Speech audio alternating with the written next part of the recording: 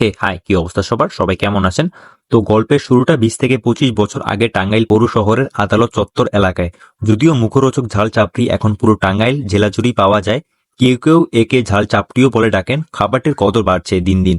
দাম কম হওয়ায় সব শ্রেণী পেশার মানুষের পছন্দের তালিকায় রয়েছে ঝাল চাপড়ি।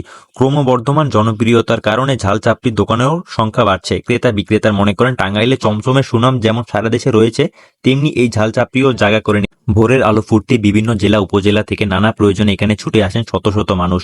আর এসব মানুষের খাবারের চাহিদা মেটাতে আদালত চত্বরের হোটেলগুলো নানা খাবারের পাশাপাশি রয়েছে ঝাল চাপড়ির বিশেষ চাহিদা। তাই প্রতিদিন সকাল থেকে চাপড়ি তৈরিতে ব্যস্ত হয়ে পড়েন চাপড়ি ব্যবসায়ীরা। ঝাল চাপড়ি তৈরিতে বিশেষ কোনো মশলা ব্যবহার করা হয় না। আটার সঙ্গে পানি, লবণ, কালো জিরা ও হলুদের গুঁড়া মেশানো হয়। এরপর চুলায় বিশাল আকৃতির একটি কড়াই বা তাওয়া বসিয়ে তার উপর আটার গোলা পুরো করে লেপে দেওয়া হয়।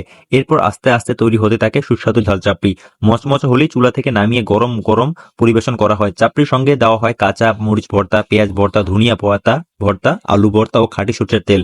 এক একটি চাপড়ির ওজন 1 থেকে 3 কেজি পর্যন্ত হয়ে থাকে, যার একটি সাধারণত একজনের পক্ষে খাওয়া সম্ভব নয়। তাই বেশিরভাগ সময় চাপড়ি কেটে কেটে বিক্রি করা হয়। 250 গ্রাম চাপড়ির দাম রাখা হয় মাত্র 20 টাকা। প্রতি কেজি বিক্রি হয় 100 টাকা। এই চাপড়ির চাহিদা দিন দিন বাড়তে থাকে। শহরের আদালতে চত্বরে 20-25টি দোকান হয়েছে।